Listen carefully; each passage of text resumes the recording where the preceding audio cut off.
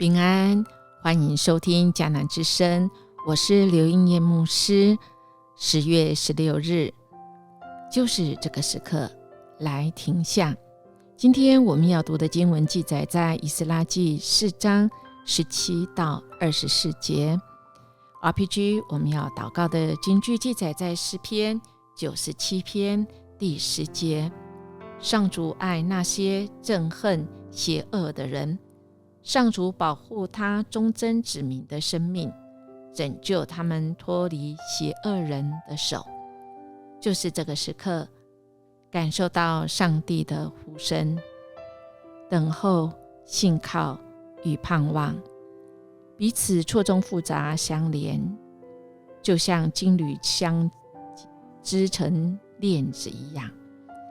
信靠就是中间那股金缕，因为这是他最渴望来自孩子们的回应。等候与盼望装饰着中间的金缕，强化连结他与我们的链子。等候他动工，定睛仰望他，这是我们真实信靠他的确据。如果我们嘴说我信靠你，却又焦急地试图操纵事情，我们的话就沦为空谈。盼望乃是未来导向，将我们连结于我们在天国的产业。然而盼望却使我们在现在就充分得到益处。此时此刻，我们真的不要让困苦使我们陷入忧虑，反而要将他们视为正在为我们的神荣耀介入，在布置场景，让我们的眼跟心保持敞开，对他在我们生命中的作为，我们期待我们是可以被他大开眼界的。今天的经文真的是需要我们有神的眼光哦。我们要相信他的眼目必看顾着地。从昨天的经文我们就知道，这些仇敌抵挡当时候已经重回耶路撒冷，要重建圣殿跟城墙的上帝的子民的仇敌来说，他们一任一任皇帝，他们就请的政客所谓的体育官说，去上呈卷子，期待这个皇帝每一届皇帝都能够阻止上帝的子民继续的来盖城墙跟圣殿。甚至最后他们还用了一些语言，让王好像觉得如果不让他们停下来停工的话，王的损失可是非常的大。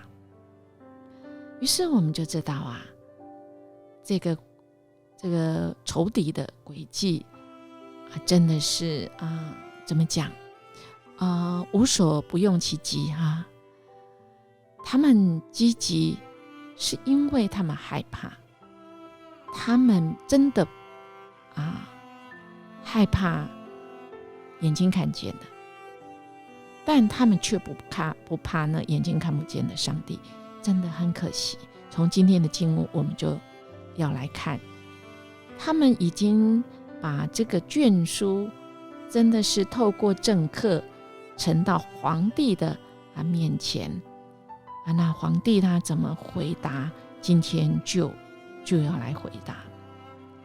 皇帝呢听了这些以后，这19节他就说，我下令呢调查，的确发现耶路撒冷自古以来反叛王权那曾充满了造反和捣乱的人。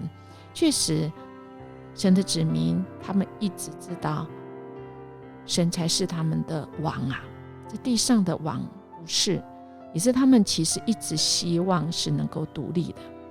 所以也到了24节呢，因此呢就要发命令阻止那城的重建直到停止而已直到我颁发指令。你们要谨慎，不可言辞，为何荣害加重，使王受亏损呢？所以你们要赶快去办。这是亚达薛西王，他真的中了这些仇敌的计，他也调查了，而他要先停工，他用势力强迫神的子民停工，停下来。于是在耶路撒冷神殿的工程就停止了，是停止，不是永远停止啊。最后呢，其实留了一个盼望，就直停到波斯王大流士第2年。哇，这一段经文啊，前面乌烟瘴气，好像我们被一层大山挡住，看不到前面的路。但最后一节其实是跟明天连接在一起的，但今天我们读了也有好处啊，使我们知道后面的情节。停下来，儿子听到波斯王大流士第2年就会有停工，当然就会有，我们明天就会知道啊。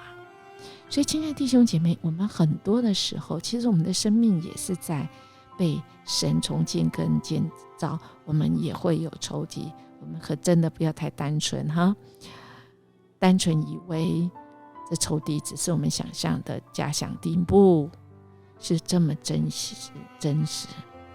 所以我们要非常真实来信靠我们的神啊。我们既然是属于神的，神有的时候要我们停下来，停下来不是空等，而是我们可以期待，用心来期待，积极等待。我们带着盼望来信靠神，我们要伸出我们的信心的手，来吸取，来汲取每丝每毫神与我们同在的亮光。不要因为我们有许多祷告没有蒙应许而灰心丧志。亲爱的大家，时间就是教练，教导我们等候神，我们预备我们自己等候神的时机，引导我们在黑暗中信靠他。我们的环境越凶险越凶恶，我们越有可能看见他在当中运行的能力跟荣耀。停下来是为了能够重新出发。所以亲爱的弟兄姐妹，好不好？我们来默想，来停下，不是空等，而是积极等候、信靠与盼望。此时此刻如何帮助我们可以重新出发呢？我们一起来祷告。爱我们天父，谢谢你，你眼目看顾这地。主，我们谢谢你总是知道我们现在的境况。我们很多的时候不能明白，我们很多的时候我们自己焦虑，我们不知道前面的路会如何时，我们常常就会在那个漩涡里。主，我们恳求你，让我们在等候、积极等候时，我们满怀信心跟盼望，我们甚至还可以大声来敬拜，全心来呼喊。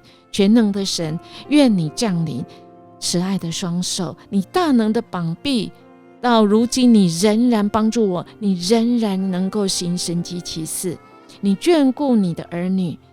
主，你必照你所应许的要成就。谢谢你聆听我们祷告的声音，盼望荣耀复兴降临，充满全地，也帮助我们专心谨守你的话语，使我们不偏离你。谢谢主，我们这样祈求祷告，奉主耶稣基督的名求，阿们。音乐牧师祝福您，我们今天就活出那个信心跟盼望，以及从神来的力量。我们明天见。